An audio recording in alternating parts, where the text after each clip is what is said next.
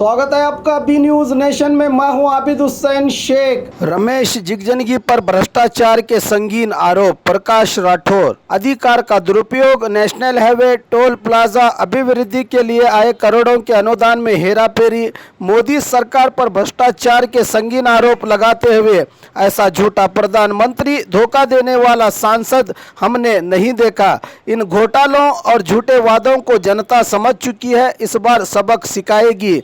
BJP के वरिष्ठ नेता इस लोकसभा चुनाव में हार का सामना करेंगे, कहा एमएलसी प्रकाश राठौड़ ने। आज कांग्रेस दफ्तर में प्रेस के दौरान ये खुलासा करते हुए उन्नत जांच की मांग की। कांग्रेस पदाधिकारियों में हमीद मुशर्रफ, कर्पूर मठ, चांद साहब गडगला और पदाधिकारियों ने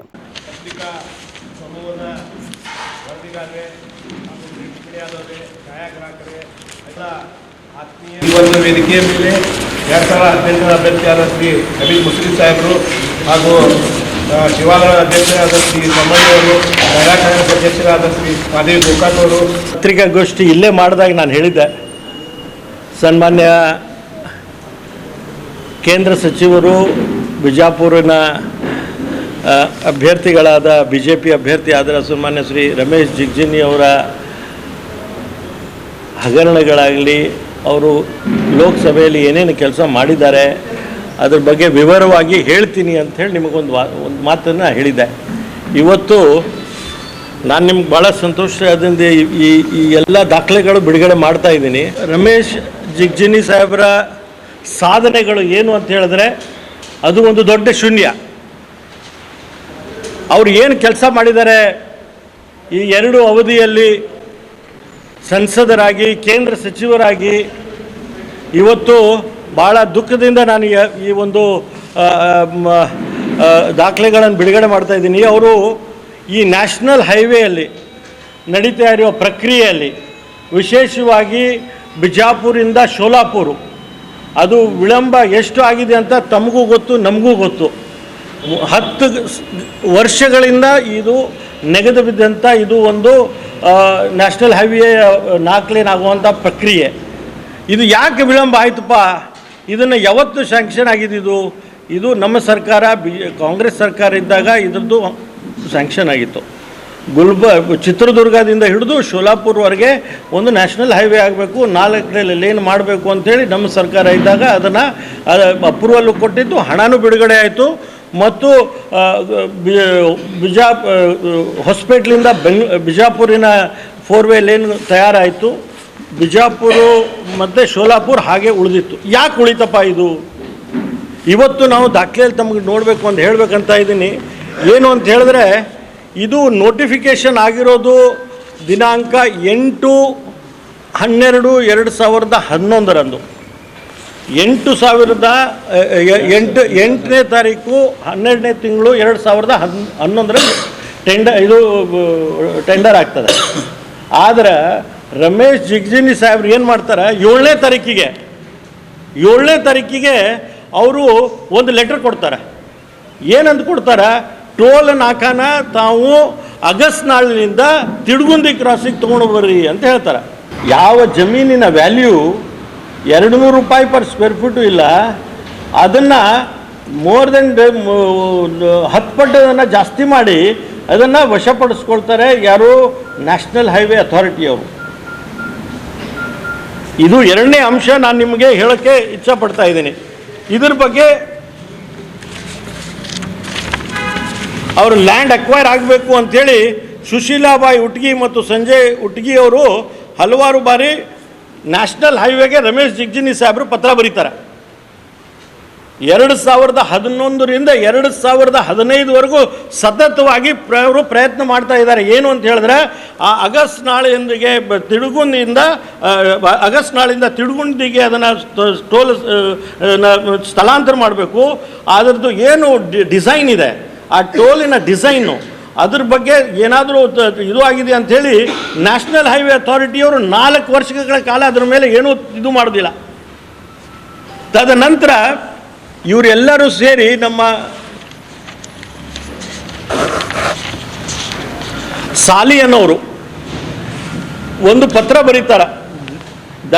ದಯಾಮಮ್ಮ ಸಾಲಿ ಇಟ್ನಳ್ಳಿಯವರು ಮತ್ತು ಸಿದ್ದರಾಯ ಭೀಮಪ್ಪ ಮಾದಿಯಾಳವರು ಇಟ್ನಳ್ಳಿ ತಾಲೂಕವರು ಒಂದು ಲೆಟ್ರ್ ಬರೀತಾರೆ general manager national highway authority ಅವರಿಗೆ. ಅವ್ರು ಏನು ಹೇಳ್ತಾರೆ ಅಂತ ಹೇಳಿದ್ರೆ, ಇದು ಏನು ಸಬ್ ರಿಜಿಸ್ಟ್ರಾರ್ ಅವರು ಇದರಲ್ಲಿ ಏನು ವ್ಯಾಲ್ಯೂಯೇಷನ್ ಮಾಡಿದ್ದಾರೆ, ಇದು ಕಾನೂನಿನ ಉಲ್ಲಂಘನೆ ಮಾಡುವುದಿದೆ.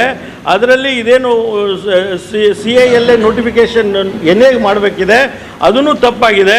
ನಮ್ಮ ರಾಷ್ಟ್ರದ ಬುಕ್ಕಸಕ್ಕೆ ಹಲವಾರು ಕೋಟಿ ರೂಪಾಯಿ ಇದರಲ್ಲಿ ಹಾನಿ ಆಗಿದೆ ಅಂಥೇಳಿ ಅವರೊಂದು ಪತ್ರ ಬರೀತಾರೆ. ಅವರು ಯಾಕೆ ಆಗಿದೆ ಅಂಥೇಳಿ ಅವ್ರು ಎಲ್ಲರೂ ಹೆಸರುಗಳನ್ನು ಡೀಟೇಲ್ ಆಗಿ ಹೇಳಿ, ಇದು ಹೇಗೆ ಸಬ್ ರಿಜಿಸ್ಟ್ರಾರ್ ಅವರು ಕಾನೂನು ಉಲ್ಲಂಘನೆ ಮಾಡಿದ್ದಾರೆ, ಇಲ್ಲಿನ ಜಿಲ್ಲಾಧಿಕಾರಿಗಳು ಅದನ್ನು ಕಾನೂನನ್ನು ಉಲ್ಲಂಘನೆ ಮಾಡಿದ್ದಾರೆ, national highway authority of India ಅವರು ಹೇಗೆ ಕಾನೂನನ್ನು ಉಲ್ಲಂಘನೆ ಮಾಡಿದ್ದಾರೆ, ಇದನ್ನು ಎಲ್ಲ ಬಗ್ಗೆ ವಿವರವಾದ ಮಾಹಿತಿಯನ್ನು ಅವರು ಬರೀತಾರೆ, ಚೀಫ್ ಜನರಲ್ ಮ್ಯಾನೇಜರಿಗೆ ಬರೀತಾರೆ. ಅವರು ಪತ್ರವನ್ನು ಪ್ರಧಾನಮಂತ್ರಿಗೆ ಬರೀತಾರೆ. ಪ್ರಧಾನಮಂತ್ರಿಗೆ ಇದನ್ನು ಬರೀತಾರೆ. ಅವರು ರೋಡ್ ಟ್ರಾನ್ಸ್ಪೋರ್ಟ್ ಮಿನಿಸ್ಟರು ನಮ್ಮ ನಿತಿನ್ ಗಡ್ಕರಿ ಸಾಹೇಬ್ರಿಗೂ ಪತ್ರ ಬರೀತಾರೆ ಮತ್ತು ಡೈರೆಕ್ಟರ್ CBIಗೂ ಬರೀತಾರೆ. ಈ ಒಂದು ದಾಖಲೆಯನ್ನು ನಿಮಗೆ ನಾನು ಬಿಡುಗಡೆ ಮಾಡ್ತಾ ಇದ್ದೀನಿ. ಇದು ದಾಖಲೆನ ಅವರು ಇವ್ರಿಗೆಲ್ಲ ಬರೀತಾರೆ. ಇದರಿಂದ ಪ್ರಧಾನಮಂತ್ರಿಯವ್ರ ಕಚೇರಿಯಿಂದ ಒಂದು ಅಕ್ನಾಲೆಜ್ಮೆಂಟು ಬರ್ತದೆ ಅವರಿಗೆ, ಅದನ್ನು ಅದರಲ್ಲಿದೆ. ಇಲ್ಲಿ ನೋಡಿ, ಪ್ರಧಾನಮಂತ್ರಿಯವ್ರ ಆಫೀಸಿಂದ ಅವರಿಗೆ ಒಂದು ಅಕ್ನಾಲೆಜ್ಮೆಂಟು ಬರ್ತದೆ. ಪ್ರಧಾನಮಂತ್ರಿಯವರು ಏನು ಮಾಡ್ತಾರೆ ಇದಕ್ಕೆ, ಅವರು ನಿತಿನ್ ಗಡ್ಕರಿ ಅವ್ರ ಆಫೀಸ್ಗೆ ಅಂದರೆ ಟ್ರಾನ್ಸ್ಪೋರ್ಟ್ ಮಿನಿಸ್ಟರ್ ಆಫೀಸಿಗೆ ಕಳಿಸ್ತಾರೆ. ಟ್ರಾನ್ಸ್ಪೋರ್ಟ್ ಮಿನಿಸ್ಟರ್ ಆಫೀಸ್ ಅವರು ಒಂದು ಪತ್ರ ಬರೀತಾರೆ, ಕಾನೂನಿನ ಯಾವುದು ಉಲ್ಲಂಘನೆ ಆಗಿಲ್ಲ, ಎಲ್ಲ ಕಾನೂನು ಪ್ರಕಾರ ಇದೆ ಅಂಥೇಳಿ ಬರೀತಾ ಇದೆ. ನಾನು ಯಾಕೆ ಈ ಮಾತು ಹೇಳ್ತಾ ಇದ್ದೀನಿ ಅಂದರೆ, ಮೋದಿ ಒಬ್ಬ ಸುಳ್ಳುಗಾರ, ರಮೇಶ್ ಜಿಗ್ಜಿನಿ ಅವರು ಸುಳ್ಳುಗಾರ. ಜಿಗ್ಜಿ ಸಾಹೇಬ್ರೆ, ಒಂದು ಪೈಸಾ ಕುಡಿಯೋ ನೀರಿಗೆ ತಂದಿದ್ದೀರಾ ನೀವು? ನೀವೇ ಮಂತ್ರಿಗಳು. ಒಂದು ಯಾವುದೋ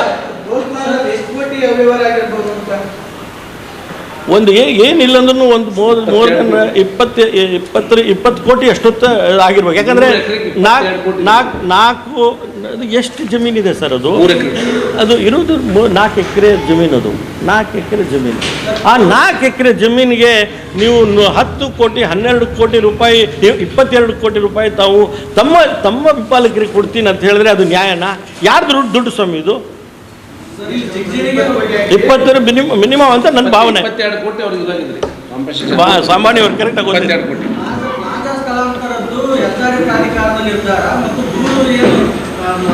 ಹೌದು. ಅದಕ್ಕೆ ನಾನು ಹೇಳ್ತಾ ಇರೋದು, CBI ತನಿಖೆ ಯಾಕಾಗಬೇಕು? National highway authority of India ಅವರು ತಪ್ಪು ಮಾಡಿದ್ದಾರೆ, ಪ್ರಧಾನಮಂತ್ರಿಯವರು ತಪ್ಪು ಮಾಡಿದ್ದಾರೆ, ಗಡ್ಕರಿ ಅವರು ತಪ್ಪು ಮಾಡಿದ್ದಾರೆ. ಮತ್ತೆ ಇಲ್ಲಿ ನಮ್ಮ ರಾಜ್ಯದಲ್ಲಿ ನಮ್ಮ ಅಧಿಕಾರಿಗಳು ಅವ್ರ ಹತ್ರ ಶಾಮೀಲಾಗಿದ್ದಾರೆ, ಅವ್ರ ಮೇಲೇನೂ ತನಿಖೆ ಆಗಬೇಕು ಅಂತ ನಾವು ಒತ್ತಾಯ ಮಾಡ್ತಾ ಇದ್ದೀವಿ. ಹೌದು, ಮತ್ತು ಅವರೇ ಪತ್ರ ಕೊಟ್ಟಿದ್ದಾರೆ. ಇದು ನಾನು ಹೇಳೋದು, ಚೇಂಜ್ ಮಾಡಿ ಅಂತೇಳಿ ಒತ್ತಾಯ ಕೊಟ್ಟಿದ್ದಾರೆ ಅಂತ ಅದರಲ್ಲಿ ಇದೆ ನೋಡಿ. ನಾನು ಓದಲ್ಲ, ನಿಮಗೆ ಒಂದು ನಿಮಿಷ ಓದ್ಬಿಡ್ತೀನಿ. ನೀವು ಹೇಳಿದ್ರೆ ನಾನು ಓದ್ಬಿಡ್ತೀನಿ. ಯಾಕಂದರೆ ನಿಮಗೆ ಅದು ಹೇಳಬಾರ್ದು, ಇದು ಮಾಡಬಾರ್ದು. ನಾನು ಓದ್ತೀನಿ. ಅದು ನಾನು ಸರ್ ಆ್ಯಸ್ ಪರ್ ಹಂಗೆ ಕೊಡೋದು ಹಂಗೆ ಕೊಡ್ತಾರೆ ಎಲ್ಲ ಆ್ಯಸ್ ಪರ್ ರೂಲೇ ಕೊಡ್ತಾರೆ. ಆದರೆ ಒತ್ತಡ ಎಂತಂದ್ರೆ ಅಲ್ಲೇನು ಬರೆದಿದ್ದಾರೆ ನೀವು ಗೊತ್ತಿಲ್ಲ. ಒಂದು ಲೆಟರ್ ಸರ್, ಒಂದೇ ನಿಮಿಷ, ಒಂದೇ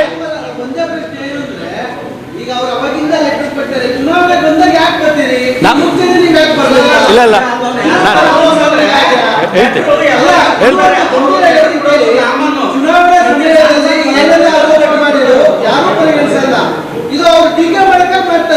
ಓಕೆ, ನಾ ಹೇಳ ನಿಮಗೆ. ದಯವಿಟ್ಟು ತಾವು ನೋಡಬೇಕು. ನಾನು ಅವತ್ತು ಬೆಂಗಳೂರಲ್ಲಿದ್ದೆ, TV ಮಾಧ್ಯಮದಲ್ಲಿ ಬಂದಿದೆ. ಇದನ್ನ ಇದನ್ನೇ ತನಿಖೆ ಆಗಬೇಕಂತೂ ಅದು ಯಾವತ್ತು ಬಂತು ಅವತ್ತೇ ಹೇಳಿದ್ದೀನಿ. ಅವತ್ತು ನನ್ನ ಹತ್ರ ದಾಖಲೆ ಇರಲಿಲ್ಲ, ಆದರೆ ಅವತ್ತೇ ಹೇಳಿದ್ದೀನಿ. ಸುವರ್ಣ ನ್ಯೂಸ್ ಕ್ಲಿಪ್ಪಿಂಗ್ ಬೇಕಂದ್ರೂ ನನಗೆ ಸಿಕ್ಕಿದ್ರೆ ಕೊಡ್ತೀನಿ ನಿಮಗೆ. ನಾನು ಅವತ್ತು ಯಾವಾಗ ಇದು ಬೆಳಕಿಗೆ ಬಂತು ಅವತ್ತೇ ಕೊಟ್ಟಿದ್ದೀನಿ. ತನಿಖೆ ಆಗಬೇಕಿದು, ಅಧಿಕಾರಿಗಳ ಮೇಲೆ ತನಿಖೆ ಆಗಬೇಕು, ನ್ಯಾಷನಲ್ ಹೈವೇ ಅಥಾರಿಟಿಯಲ್ಲಿ ತನಿಖೆ ಆಗಬೇಕು. ಯಾಕೆ ನಿಯಮ ಉಲ್ಲಂಘನೆ ಆಗಿದೆ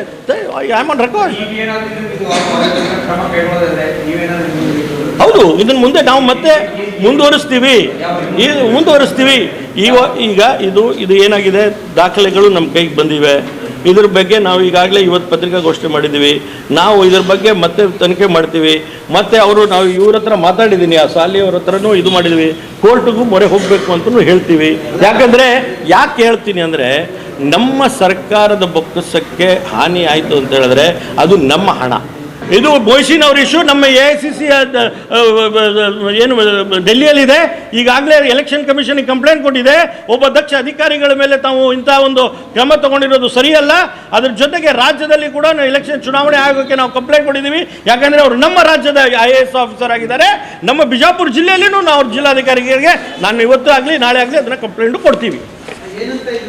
ಏನಂದರೆ ಒಬ್ಬ ದಕ್ಷ ಅಧಿಕಾರಿ ಮೇಲೆ ಅವರ ಯಾವುದೇ ಕಾನೂನಲ್ಲಿ ಇದು ಇಲ್ಲ. ಎಲೆಕ್ಷನ್ ಕಮಿಷನ್ನೇ ಯಾವುದೇ ಕಾನೂನಲ್ಲಿ ಇದು ಆಗಿಲ್ಲ. SPG ಪ್ರೊಟೆಕ್ಷನ್ ಇರೋರು ಅಂತ ನರೇಂದ್ರ ಮೋದಿ ಅವ್ರಿಗಾಗಲಿ ರಾಹುಲ್ ಗಾಂಧಿ ಅವ್ರಿಗಾಗಲಿ ಯಾರಿಗೂ ನೀವು SPG ಅವ್ರು ಏನು ಪ್ರೊಟೆಕ್ಷನ್ ಇದ್ದಾರೆ ಅವ್ರಿಗೆ ನೀವು ತಪಾಸಣೆ ಮಾಡಬಾರ್ದು ಅಂತ ಹೇಳ್ತಾರೆ. ಸ್ವಾಮಿ, ಎಲ್ಲಿನೂ ಆ ಕಾನೂನಲ್ಲಿ ಇಲ್ಲ. ಪ್ರಧಾನಮಂತ್ರಿ ಆಗಲಿ, ಮುಖ್ಯಮಂತ್ರಿ ಆಗಲಿ, ಸಾಮಾನ್ಯ ಪ್ರಕಾಶ್ ರಾಠೋಡ್ ಆಗಲಿ ನಮ್ಮ ಮೇಲೂ ತನಿಖೆ ಸರ್ಚ್ ಮಾಡಿದೆ. ನನ್ನ ಬಳಿ ಎಲ್ಲ ಬಂದಾಗೆಲ್ಲ ನನ್ನ ಕಾರಲ್ಲಿ ಸರ್ಚ್ ಮಾಡ್ತಾರೆ. ಮುಖ್ಯಮಂತ್ರಿಗಳದ್ದು ಸರ್ಚ್ ಮಾಡಿದ್ದಾರೆ.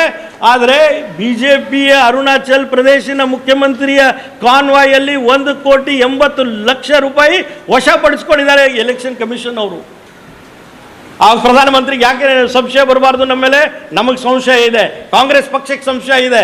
ಅವರು ಚಿತ್ರದುರ್ಗದಲ್ಲಿ ಹಣ ತಂದಿದ್ರು, ಅವರ ಪಕ್ಷದ ಅಭ್ಯರ್ಥಿ ಕೊಟ್ಟಿದ್ದಾರೆ ಅಂತ ನಮಗೆ ಸಂಪೂರ್ಣವಾದ ಮಾಹಿತಿ ನಮಗಿದೆ.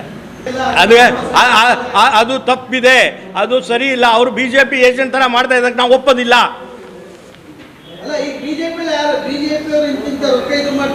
ಹೌದು ಹೌದು, ವಿತ್ ಯಡಿಯೂರಪ್ಪ ಅವ್ರ ಮೇಲೆ ಕೊಟ್ಟಿದ್ದೀವಿ. ಯಡಿಯೂರಪ್ಪ ಮೇಲೆ ಕೊಟ್ಟಿದ್ದೀವಿ. ಅವ್ರು ಯಾರ್ಯಾರು ನನಗೆ ಗೊತ್ತಿರೋ ಮಾಹಿತಿ ಅದು ಯಡಿಯೂರಪ್ಪರ ಮೇಲೆ ಕೊಟ್ಟಿದ್ವಿ. ಉಳಿದ BJP ಅದು ನಾನು ಹೇಳ್ತೀನಿ. 3 ಜನ ಶಾಸಕರಲ್ಲಿ 2 ನಮ್ಗೆ ಅದು ಇದೇ ಇಲ್ಲ ಅಂತ ವಾಪಸ್ ಉತ್ತರ ಕೊಟ್ಟಿದ್ದಾರೆ.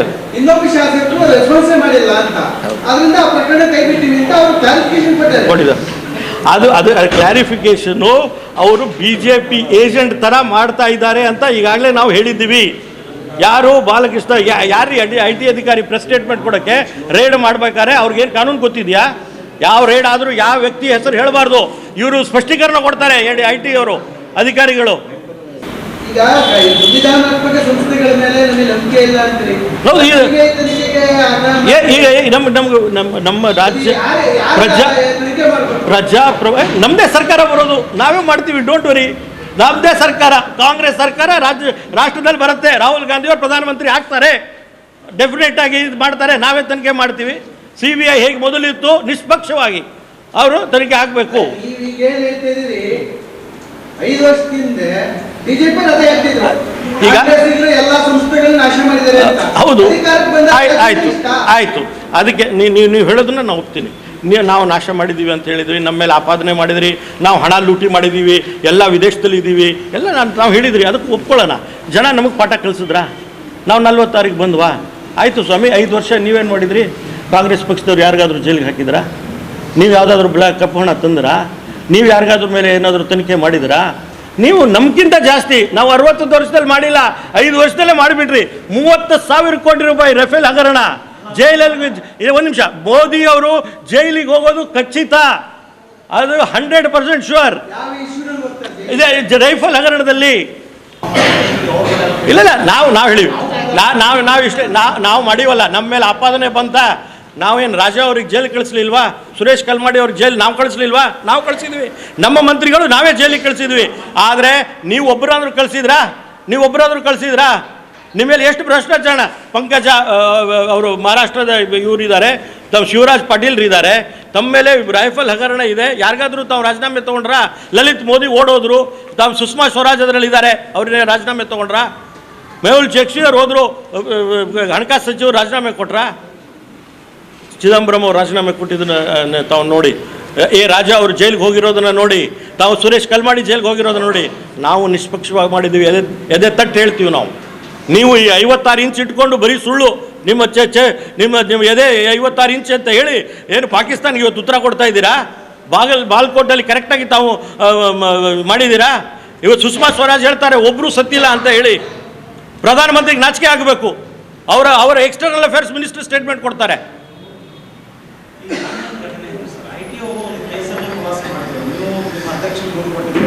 ಹೌದು, ನಮ್ಮ ಅದು ಅದೇ ಹೇಳಿದ್ರಲ್ಲ, ಈಗ ಉತ್ತರ ಕೊಟ್ಟಲ್ಲ ಅದು BJP ಏಜೆಂಟ್ ಥರ ಅವ್ರು ಮಾಡ್ತಾ ಇದ್ದಾರೆ. ಅದಕ್ಕೆ ನಂಬಿಕೆ ಇಲ್ಲ. ಆ ಅಧಿಕಾರಿಗಳನ್ನ ಬದಲಾವಣೆ ಮಾಡಬೇಕು ಅಂತ ನಾವು ಒತ್ತಾಯ ಮಾಡಿದ್ವಿ. ಆ್ಯಕ್ಚುಲಿ ಹೇಳಿ ಗೊತ್ತಾ, ಆ ಅಧಿಕಾರಿ ಮೇಲೇ ನೀವು ತನಿಖೆ ಮಾಡಿ ಎಷ್ಟು ಅವ್ರದ್ದು ಬಿಲ್ಡಿಂಗ್ಗಳಿದೆ ಬಾಂಬೆಯಲ್ಲಿ ಅಂತ ನಾವೇ ಕೇಳಿದ್ವಿ. ನನ್ನ ಇಲ್ಲ ನನಗೆ ನಾ ಹೇಳ್ತೀನಿ, ನ್ಯಾಯಾಲಯದ ಬಗ್ಗೆ ನನಗೆ ಮಾಹಿತಿ ಇಲ್ಲ. ಇದ್ದರೆ ಅದ್ರ ಬಗ್ಗೆ ಮತ್ತೆ ಕ್ಲಾರಿಫಿಕೇಷನ್ ಕೊಡೋಣ, ಅದಕ್ಕೆ ಕ್ಲಾರಿಫಿಕೇಷನ್ ಕೊಡೋಣ. ಆದರೆ ನನಗೆ ಗೊತ್ತಿರೋ ಪ್ರಕಾರ ಮಾಹಿತಿ ಅವ್ರು ಯಾರೂ ಕೋರ್ಟಿಗೆ ಹೋಗಿಲ್ಲ. ಯಾರಿಗೆ ನೋವಾಗಿದೆಯಲ್ಲ ಅವ್ರು ಯಾರೂ ಹೋಗಿಲ್ಲ ನನ್ನ ಮಾಹಿತಿ ಪ್ರಕಾರ. ನಿಮ್ಮಲ್ಲಿ ಮಾಹಿತಿ ಇದ್ದರೆ ಅದ್ರ ಮೇಲೆ ಡೆಫಿನೆಟ್ಲಿ ನಾನು ನೋಡಿ ಅದ್ರ ಪ್ರಕ್ರಿಯೆ ಕೊಡ್ತೀನಿ. और खबरों के लिए देखते रहिए B news nation. Vantage motors, OPP Sainik school, first gate, Tarbir road, Vijayapur. Contact number 9731512783, 9731512793। ನಮ್ಮಲ್ಲಿ ಎರಡು ಥರ ಬ್ರ್ಯಾಂಡ್ಸ್ ಇರ್ತದೆ. ಒಂದು ವೆಸ್ಪಾ ಅಂತೇಳಿ ಮತ್ತು ಇನ್ನೊಂದು ಎಪ್ರಿಲ್ ಅಂತೇಳಿ. ಆ ವೆಸ್ಪಾದಲ್ಲಿ ವೆರೈಟಿ ಬೇರೆ ಮಾಡಲ್ಸ್ ಅದಾವೆ, ಆಮೇಲೆ ಎಪ್ರಿಲ್ದಾಗೂ ಬೇರೆ ಮಾಡಲ್ಸ್ ಅದಾವೆ. ಸೊ ಎಲ್ಲರೂ ವೆಸ್ಪಾ ಅಂದರೆ ತುಂಬ ಭಾಳ ಕಾಸ್ಟ್ಲಿ ಐತೆ ಅಂತ ಅನ್ಕೊಂತಾರೆ. ಬಟ್ ಅಷ್ಟೇನು ಕಾಸ್ಟ್ಲಿ ಇಲ್ಲ. ಶೋರೂಮ್ ವಿಸಿಟ್ ಮಾಡಿರಿ, ಟೆಸ್ಟ್ ಮಾಡಿರಿ, ನಿಮಗೆ ಗೊತ್ತಾಗುತ್ತೆ ಇದು ಈ ಗಾಡಿ ಹೆಂಗೈತೆ ಅಂತ ನಿಮಗೆ ಗೊತ್ತಾಗುತ್ತೆ. So please do visit our showroom. ಹಬ್ಬಗಳ ಪ್ರಯುಕ್ತ bumper offer, Silai world men's women's kids sarees bumper offer, buy 3 get 3. Vijayapura ನಗರದಲ್ಲಿ ಬಟ್ಟೆ ಕ್ಷೇತ್ರದ ಹೆಸರುವಾಸಿಯಾದ ಗುರುಕುಲ್ ರಸ್ತೆಯಲ್ಲಿ ಇರುವ ಬ್ರಹ್ಮಾಂಡ ಸಿಲಾಯಿ ವರ್ಲ್ಡ್ ಶೋರೂಮ್ ನಲ್ಲಿ ಹಬ್ಬಗಳ ಪ್ರಯುಕ್ತ bumper offer, buy 3 get 3. Formal, casual, winter, westerns bumper offer, flat sale 299, 399, 499. ಇದು ಹಬ್ಬಗಳ ಪ್ರಯುಕ್ತ bumper offer. Buy 1 get 1 free. ಇದು offer silk sarees, cotton sarees, design ಸಾರೀಸ್ಗಳ ಮೇಲೆ ಬಂಪರ್ ಆಫರ್ ಲಾಭ ಪಡೆಯಿರಿ. ಈ ಆಫರ್ ಸೀಮಿತ ಅವಧಿಗೆ ಮಾತ್ರ. ಹಿಂದೆ ತಮ್ಮ ಕುಟುಂಬದೊಂದಿಗೆ ಬನ್ನಿ. ಸ್ಥಳ Silai world men's women's kids sarees, near Siddheshwar temple, beside corporation bank, Gurukul road, Vijayapur. Mobile number 7030170909.